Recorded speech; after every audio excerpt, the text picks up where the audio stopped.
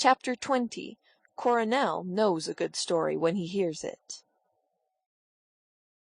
I quote, with slight alterations, an epic by Charlotte Patacake, a contemporary poet of the country. King Merowig the First rode back from war, as many other kings had done before. 500 men behind him were in sight. Left, right, left, right, left, right, left, right, left, right. So far as is known, this was her only work, but she built up some reputation on it, and Belvane, who was a good judge, had a high opinion of her genius. To be exact, there were only 499 men. Henry Smallnose, a bowman of considerable promise, had been left behind in the enemy's country, the one casualty of war. While spying out the land in the early days of the invasion, he had been discovered by the chief armourer of Barodia at full length on the wet grass searching for tracks. The chief armourer, a kindly man, had invited him to his cottage, dried him and given him a warming drink, and had told him that if ever his spying took him that way again, he was not to stand on ceremony, but come and pay him a visit. Henry, having caught a glimpse of the chief armourer's daughter, had accepted without any false pride, and had frequently dropped in to supper thereafter. Now that the war was over, he found that he could not tear himself away. With King Merowig's permission, he was settling in Barodia, and with the chief armourer's permission, he was starting on his new life as a married man. As the towers of the castle came in sight, Merowig drew a deep breath of happiness. Home again. The hardships of war were over, the spoils of victory, wrapped up in tissue paper, were in his pocket, days of honoured leisure were waiting for him. He gazed at each remembered landmark of his own beloved country, his heart overflowing with thankfulness. Never again would he leave Euralia. How good to see Hyacinth again! Poor little Hyacinth, left all alone, but there, she had had the Countess Belvane, a woman of great experience, to help her. Belvane! Should he risk it? How much had she thought of him while he was away? Hyacinth would be growing up and getting married soon. Life would be lonely in Euralia then, unless— should he risk it? What would Hyacinth say? She was waiting for him at the gates of the castle. She had wanted Coronel to wait with her, but he had refused. "We must offer the good news to him gradually," he said. "When a man has just come back from a successful campaign, he doesn't want to find a surprise like this waiting for him. Just think, we don't even know why the war is over.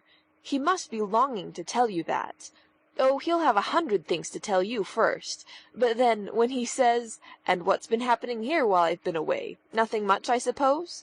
Then you can say—" "Then I shall say, 'Nothing much, only Coronel.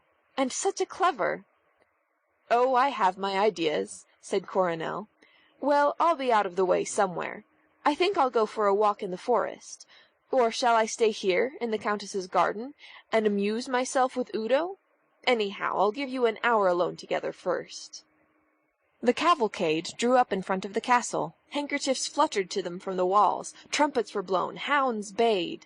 Down the steps came Hyacinth, all blue and gold, and flung herself into her father's arms. "My dear child," said Merowig as he patted her soothingly. "There, there, it's your old father come back again. There, there." He patted her again as though it were she and not himself who was in danger of breaking down. "My little Hyacinth, my own little girl." "Oh, father, I am glad to have you back." "There, there, my child. Now I must say a few words to my men, and then we can tell each other all that has been happening." He took a step forward and addressed his troops. "Men of Euralia," cheers, "we have returned from a long and arduous conflict." Cheers. "To the embraces," loud cheers, "of our mothers and wives and daughters." Prolonged cheering, as the case may be. Hear, hear. "In honor of our great victory, I decree that from now onwards, tomorrow shall be observed as a holiday throughout Euralia." Terrific cheering. "I bid you all now return to your homes, and I hope that you will find as warm a welcome there as I have found in mine." Here he turned and embraced his daughter again, and if his eye travelled over her shoulder in the direction of Belvane's garden, it is a small matter, and one for which the architect of the castle, no doubt, was principally to blame. There was another storm of cheers. The battle-cry of Euralia, "Ho, ho, Merriwig!" was shouted from 500 throats, and the men dispersed happily to their homes. Hyacinth and Merriwig went into the palace. "Now, father," said Hyacinth later on, when Merriwig had changed his clothes and refreshed himself, "you've got to tell me all about it. I can hardly believe it's really over." "Yes, yes, it's all over," said Merriwig heartily. "We shan't have any trouble in that direction again, I fancy." "Do tell me, did the King of Barodia apologize?" "He did better than that. He abdicated." "Why?" "Well," said Merriwig, remembering just in time, I killed him." "Oh, father, how rough of you!" "I don't think it hurt him very much, my dear. It was more a shock to his feelings than anything else. See, I have brought these home for you." He produced from his pocket a small packet in tissue paper. "Oh, how exciting! Whatever can it be?" Merriwig unwrapped the paper and disclosed a couple of ginger whiskers, neatly tied up with blue ribbon. "Father!" He picked out the left one, Fons et Origo, if he had known any Latin, of the war, and held it up for Hyacinth's inspection. "There you can see the place where Henry Smallnose's arrow bent it. By the way," he added, "Henry is marrying and settling down in Barodia. It is curious," he went on, "how after a war one's thoughts turn to matrimony." He glanced at his daughter to see how she would take this, but she was still engrossed with the whiskers. "What am I going to do with them, father? I can't plant them in the garden." "I thought we might run them up the flagstaff, as we did in Barodia." "Isn't that a little unkind, now that the poor man's dead?" Merriwig looked round him to see that there were no eavesdroppers. "Can you keep a secret?" he asked mysteriously. "Of course," said Hyacinth, deciding at once that it would not matter if she only told Coronel. "Well, then listen."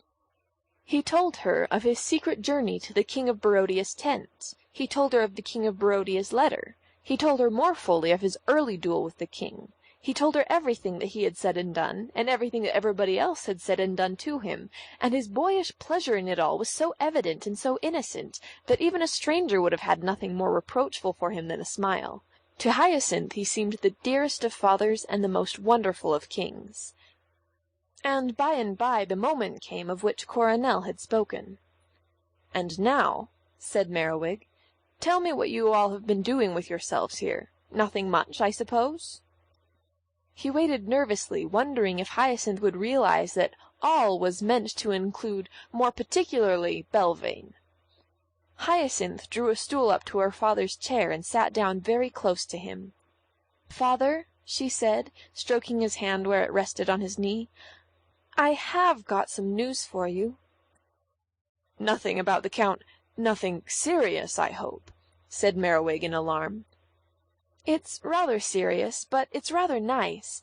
Father dear, would you mind very much if I got married soon?"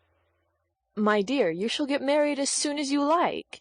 Let me see, there were 6 or 7 princes who came about it only the other day. I sent them off on adventures of some kind, but, dear me, yes, they ought to have been back by now. I suppose you haven't heard anything of them?" "No, father," said Hyacinth with a little smile. "Ah, well, no doubt they were unsuccessful. No matter, dear, we can easily find you plenty more suitors. Indeed, the subject has been very near my thoughts lately. We'll arrange a little competition, and let them know in the neighbouring countries. There'll be no lack of candidates. Let me see, there's that 7-headed bull. He's getting a little old now, but he was good enough for the last one. We might—" "I don't want a suitor," said Hyacinth softly. "I have one." Merriwig leant forward with eagerness. "My dear, this is indeed news. Tell me all about it. Upon what quest did you send him?" Hyacinth had felt this coming. Had she lived in modern times, she would have expected the question, "What is his income?" A man must prove his worth in some way. "I haven't sent him away at all yet," she said. "He's only just come. He's been very kind to me, and I'm sure you'll love him." Well, well, we'll arrange something for him. Perhaps that bull I was speaking of. By the way, who is he? He comes from Araby, and his name is— Udo, of course. Why didn't I think of him? An excellent arrangement, my dear. It isn't Udo, I'm afraid, father. It's Coronel. And who might Coronel be? Said the king rather sternly. He's— well, here he is, father. She ran up to him impulsively as he came in at the door. Oh, Coronel, you're just in time. Do tell father who you are. Coronel bowed profoundly to the king. Before I explain myself, your majesty, he said, may I congratulate your majesty on your wonderful victory over the Brodians? From the little I have gathered outside, it is the most remarkable victory that has ever occurred. But of course I am longing to hear the full story from your majesty's own lips. Is it a fact that your majesty made his way at dead of night to the king of Barodia's own tent, and challenged him to mortal combat and slew him? There was an eagerness, very winning, in his eyes as he asked it. He seemed to be envying the king such an adventure after his own heart. Merriwig was in an awkward position. He wondered for a moment whether to order his daughter out of the room. "Leave us, my child," he would say. "These are matters for men to discuss." But Hyacinth would know quite well why she had been sent out, and would certainly tell Coronel the truth of the matter afterwards. It really looked as if Coronel would have to be let into the secret too. He cleared his throat noisily, by way of preparation. "There are certain state reasons," he said with dignity, "why that story has been allowed to get about." "Pardon, your majesty, I have no wish to— But as you know so much, you may as well know all. It happened like this." Once more he told the story of his midnight visit, and of the king's letter to him. "But, your majesty," cried Coronel, "it is more wonderful than ever. Never was such genius of invention, such brilliance and daring of execution." "So you like it," said Merriwig, trying to look modest. "I love it." "I knew he'd love it," put in Hyacinth. "It's just the sort of story that Coronel would love. Tell him about how you fought the king at the beginning of the war, and how you pretended to be a swineherd, and how— Could any father have resisted? In a little while Hyacinth and Coronel were seated eagerly at his feet, and he was telling once more the great story of his adventures. "Well, well," said the king at the end of it, when he had received their tribute of admiration, "those are just a few of the little adventures that happen in wartime." He turned to Coronel. "And so you, I understand, wish to marry my daughter?" "Does that surprise your majesty?" "Well, no, it doesn't. And she, I understand, wishes to marry you." "Yes, please, father." "That," said Coronel simply, "is much more surprising." Merriwig, however, was not so sure of that. He liked the look of Coronel. He liked his manner, and he saw at once that he knew a good story when he heard one. "Of course," he said, "you'll have to win her." "Anything your majesty sets me to do. It's as well," he added with a disarming smile, "that you cannot ask for the whiskers of the king of Barodia. There is only one man who could have got those." Truly an excellent young man. "Well, we'll arrange something," said Merriwig, looking pleased. "Perhaps your Prince Udo would care to be a competitor too." Hyacinth and Coronel interchanged a smile. "Alas, father," she said, "His Royal Highness is not attracted by my poor charms." "Wait till he has seen them, my dear," said Merriwig with a chuckle. "He has seen them, father." "What? You invited him here? Tell me all about this, Hyacinth. He came to stay with you, and he never—" "His Royal Highness," put in Coronel, "has given his affections to another." "Aha! So that's the secret. Now I wonder if I can guess who she is. What do you say to the Princess Elvira of Tregong? I know his father had hopes in that direction." Hyacinth looked round at Coronel as if appealing for his support. He took a step towards her. No, it's not the Princess Elvira," said Hyacinth, a little nervously.